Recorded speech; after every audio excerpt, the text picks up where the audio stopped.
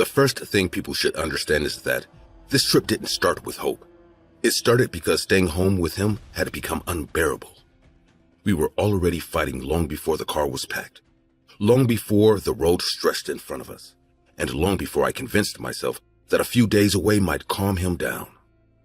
He drove the entire time, gripping the steering wheel like it belonged to him and him alone, deciding when we stopped, what we ate, and when we spoke. Every attempt at conversation ended with him correcting me, mocking me, or turning my words against me, so I learned to stay quiet and stare out the window.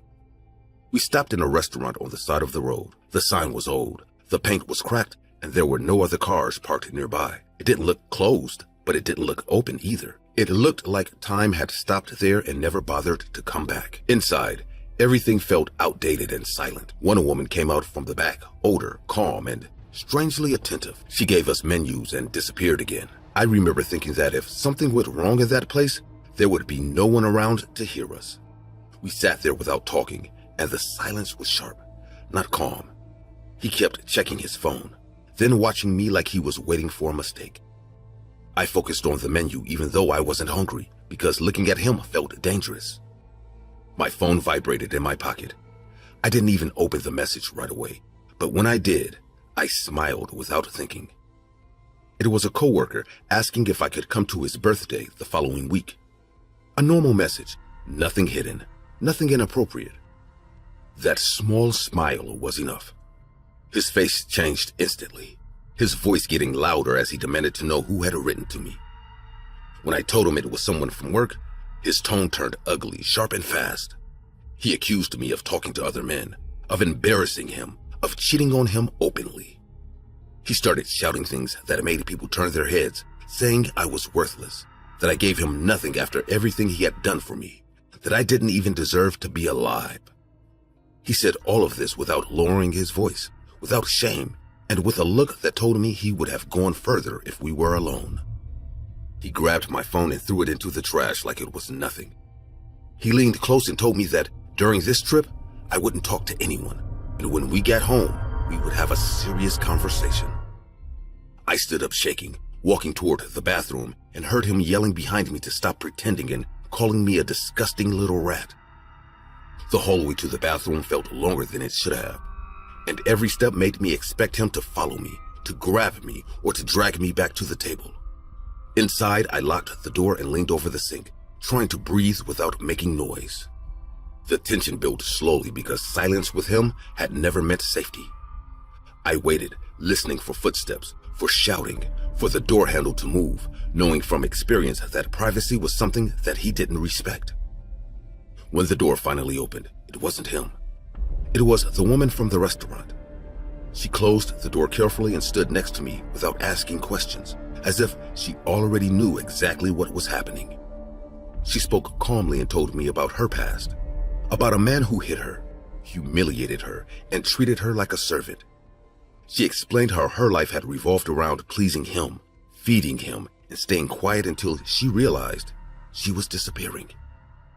She told me she left, that she built this place, and that no one controlled her anymore. I listened while my face burned with shame, because every word felt too familiar. I told her thank you, but I said there was nothing I could do, that this was just how things were for me. She looked at me seriously and said there was something to do, and that she could help. When she told me to follow her into the kitchen, my heart started racing.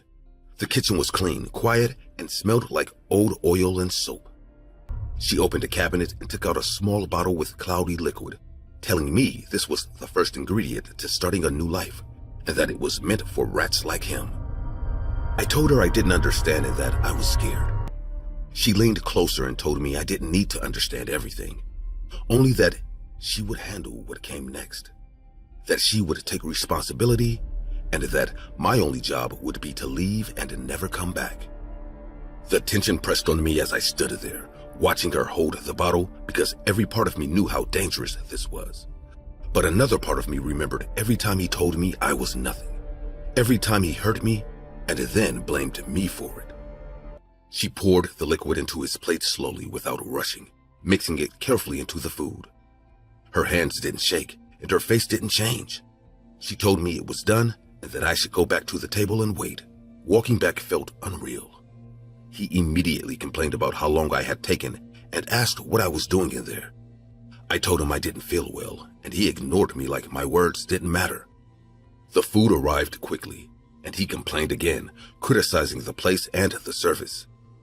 The woman told us to enjoy our meal, her voice steady and neutral. I couldn't eat. I watched him closely as he started eating, every moment making my chest tighten. He kept talking, kept insulting me for being quiet, accusing me of trying to make him look bad. Then his voice cut off mid-sentence. His fork slipped from his hand. His body leaned sideways, and he collapsed onto the floor, hitting it hard and staying completely still. I stayed frozen in my chair, staring at him, while the woman calmly looked at me and pointed toward the door. I stood up and walked out, leaving everything behind. Outside, the road was empty, and the silence felt unreal. I walked without knowing where I was going, constantly expecting to hear someone shouting my name or running after me. The tension didn't fade. Every sound made me turn around. My body felt light and heavy at the same time, and my thoughts wouldn't slow down. I reached a gas station far down the road and asked to use a phone. I told them my boyfriend collapsed at a restaurant and that I didn't know what happened. My voice sounded strange, like it belonged to someone else. Later, people asked questions. I told them we argued often and that he scared me. I said I left because I didn't feel safe. They said the cause was poisoning, but when they returned to the restaurant, it was closed and empty, like no one had been there in years. The fear stayed with me long after everything ended. Interviews, nights alone, and sudden noises kept me on edge, waiting for consequences that never came. No charges followed, no accusations were made, and no one could explain where the woman or the restaurant had gone. They said there wasn't enough evidence to blame anyone. I moved away, changed jobs, and stopped answering unfamiliar numbers. Even now, raised voices make my body tense automatically. People like to believe escape is loud and heroic, but sometimes it happens quietly and it leaves confusion behind. I don't feel strong or in control. I feel like someone who survived because another person chose to intervene. Some nights, I still wonder how many other rats were served at that table before me.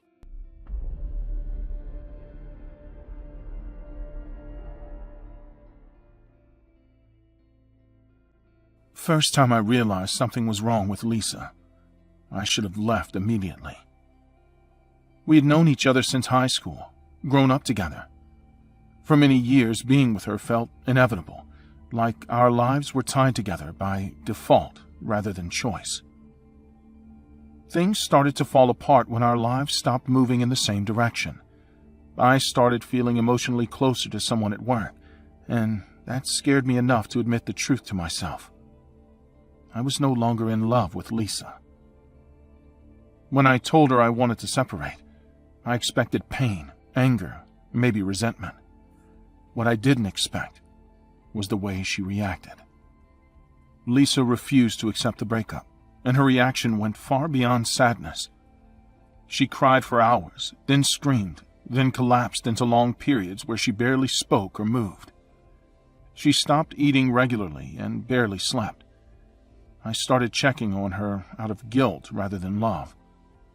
I told myself I was being kind, even though I knew staying close only confused things more. About a week later, she told me she felt physically unwell and had gone to the doctor on her own. When she came back, she sat across from me and said she was pregnant, already a few months along. She said this explained everything and that we had no choice but to stay together. I was stunned, and my first reaction was disbelief mixed with panic. But I didn't accuse her of lying. She cried and said she needed me, that the baby needed us. Against my better judgment, I agreed to try again. We reconciled quickly, moved back into routine, and I even proposed. It felt like the responsible thing to do. Lisa became calmer, focused on the pregnancy, and I threw myself into work to avoid thinking too much. As the weeks passed, small things began to feel off. Lisa always went to medical appointments alone or with relatives, saying it was a private experience and that pregnancy brought up things she wasn't ready to share. She also told me not to look at her stomach because it caused her anxiety, and she asked me to respect that boundary. I did, even though it felt strange. Her belly did grow, and that was enough to quiet my concerns. I told myself I was overthinking it. In the following weeks, there was a lot of tension between us. She was very stressed about the pregnancy until she joined a charity group that rescued stray dogs, which surprised me because she never liked animals before. She talked about it with intense enthusiasm, saying it gave her purpose and helped her focus on the future. I felt relieved, even proud, because it looked like she was finding balance again. That's where she met Sarah, another pregnant woman who was due around the same time. Lisa talked about her nonstop, and soon Sarah started visiting our apartment. They sat for hours discussing pregnancy, parenting, and future plans. They always talked about how our children would grow up together and be great friends. I met Sarah's husband, and we started having dinner together. I hadn't felt that hopeful in years, and that made me blind.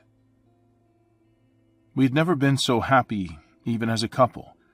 Everything was fantastic, until the day Lisa gave birth.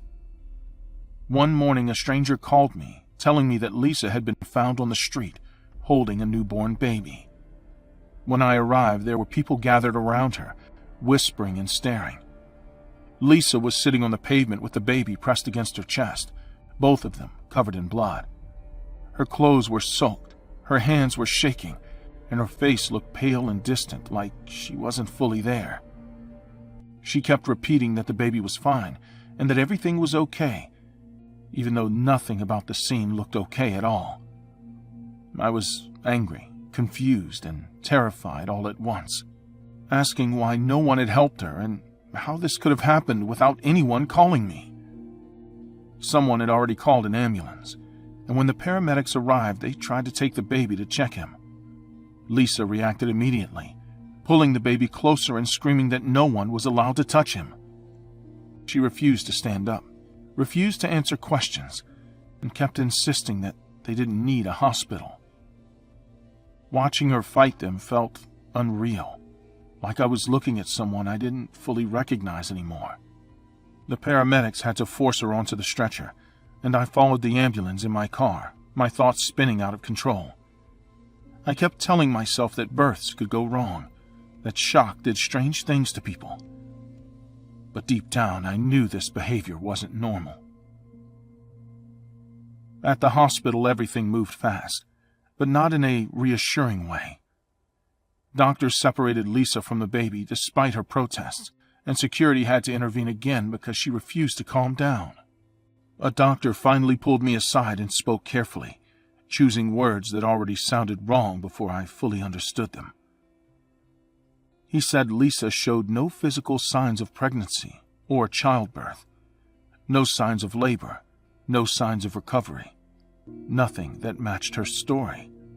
I argued, raised my voice, insisted there had to be a mistake, but the doctor didn't waver. Not long after that, police officers arrived and asked to speak with me. They asked about Sarah, and the moment they said her name, my stomach dropped. One of them told me that Sarah had been found dead in her home earlier that day. She had been murdered. Her abdomen had been cut open, and her baby was gone. They told me that Lisa was the last person to see Sarah alive, that phone records and messages confirmed it. They told me the baby Lisa brought in matched Sarah's pregnancy timeline, not Lisa's. I felt dizzy, like the floor was tilting under my feet. The investigation moved quickly, and there was no room left for denial. Medical tests confirmed that Lisa had never been pregnant at all. The growing belly, the appointments, the symptoms, all of it had been fabricated. The baby wasn't ours. He was Sarah's. Police explained how Lisa had planned everything in advance. The fake pregnancy to keep me from leaving, the charity group to meet vulnerable women, the careful choice of Sarah because they were supposed to be due at the same time. Every step had been calculated, patient, and deliberate. When I was finally allowed to see Lisa, it was through a glass partition at the police station. She looked exhausted, but calm, and when she spoke, she didn't sound desperate. She said she had done what she had to do, and that this was the only way we could have a family. Hearing her say that made my chest tighten in a way I can't properly explain. The baby was returned to Sarah's family, and I never tried to see him again. Court hearings followed, and I attended them all, listening as the crime was described in full detail. Each time it felt like the air was being pushed out of my lungs, but I stayed silent because there was nothing left to say. Lisa was sentenced to death. I didn't feel relief or justice. I didn't feel like anything had been resolved. It felt like the ending to a story I never agreed to be a part of. I think constantly about the signs I ignored and the moments I explained away because facing the truth would have been uncomfortable. I trusted someone completely, and that trust was used to destroy another family. Lisa Montgomery was an American woman convicted of murdering Bobby Jo Stinnett in 2004 by strangling her and cutting her abdomen open to steal her unborn baby. Montgomery had pretended to be pregnant for months and used that lie to gain Stinnett's trust before attacking her in her home. The baby survived and was returned to the family, while Montgomery was arrested the same day and later in 2021 sentenced to death, becoming the first woman executed by the U.S. federal government in nearly 70 years.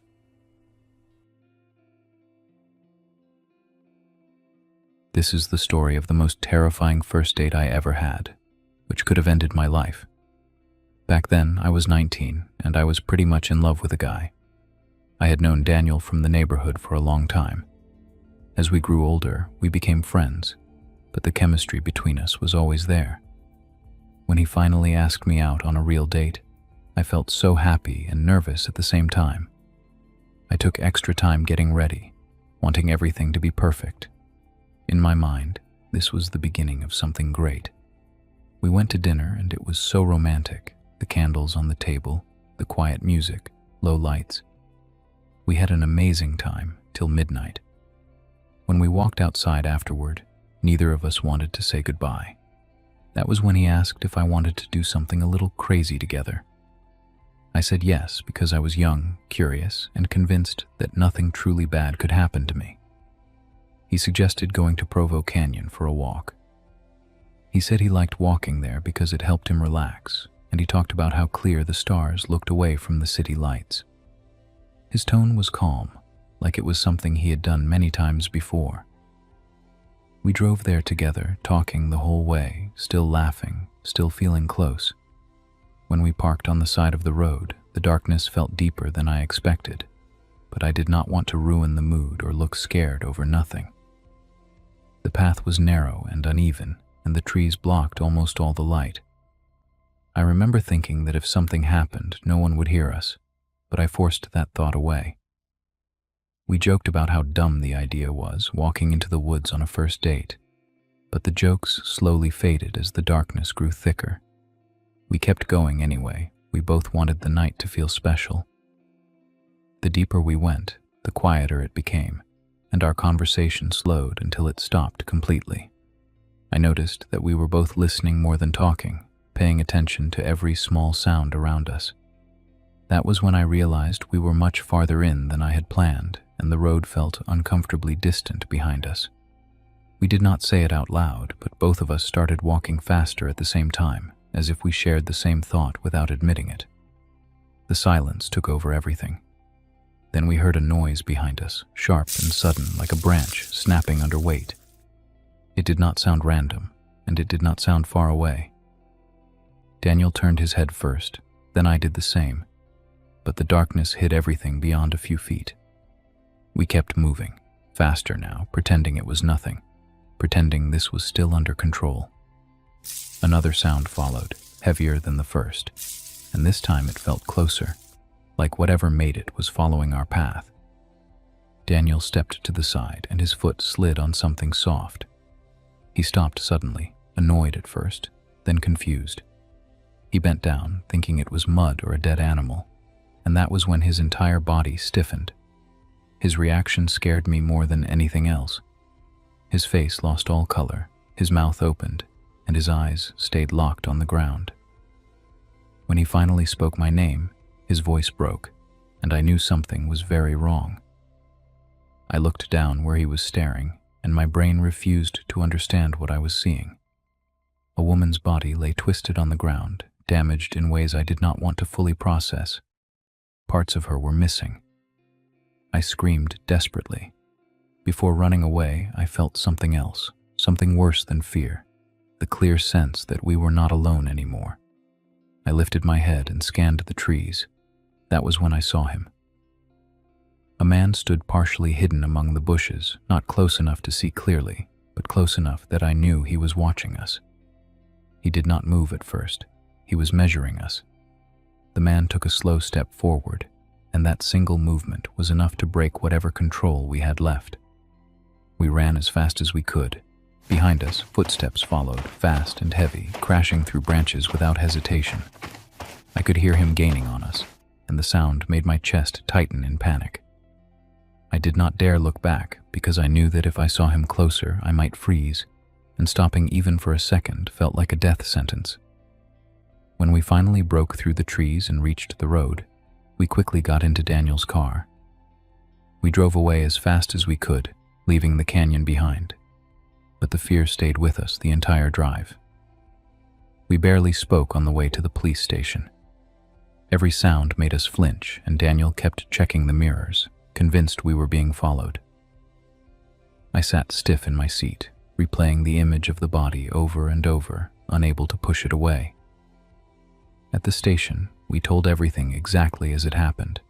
The officers listened, took notes, and went out to the canyon with flashlights and patrol cars. We waited, holding on to each other, trying to stay calm. When they came back, their faces told the story before they spoke. They found nothing. No body, no blood, no signs of anything unusual.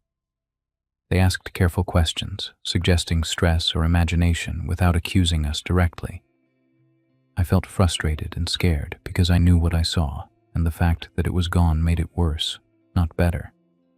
Over time, the incident became something we talked about less and less, and eventually, neither of us wanted to relive it constantly. Daniel and I are still together to this day. Years later, we were sitting together watching a crime program, barely paying attention when the tone of the interview changed. The man on screen spoke calmly, methodically recounting how he had murdered dozens of women, until the journalist asked him if he had ever been on the verge of being discovered before being arrested. When he mentioned Provo Canyon, both of us went still. The room felt suddenly very quiet, and every word demanded our attention. He described killing a woman and leaving her in the woods. He talked about hiding when he heard people coming, about watching a young couple walk into the scene, about realizing he would have to kill them too. He explained how they escaped, how lucky he was, and how he managed to clean everything and leave no evidence behind. He spoke about it like it was a clever move. I felt sick as the realization settled in, slow and heavy. This man was talking about us, about that night, about how close we came to dying. When the interviewer said his name, Ted Bundy, the last piece fell into place, and the fear I thought I had left behind came rushing back stronger than ever. Ted Bundy was one of the most dangerous serial killers in American history, responsible for the deaths of dozens of women during the 70s. He was known for being charming, intelligent, and trustworthy, which made him even more terrifying. Daniel and I sat in silence after the program ended, both of us fully aware of how thin the line had been between survival and disappearance. We had escaped only because timing worked in our favor. I still think about that night, about how easily things could have gone differently, and how close we were to becoming another story told on a screen.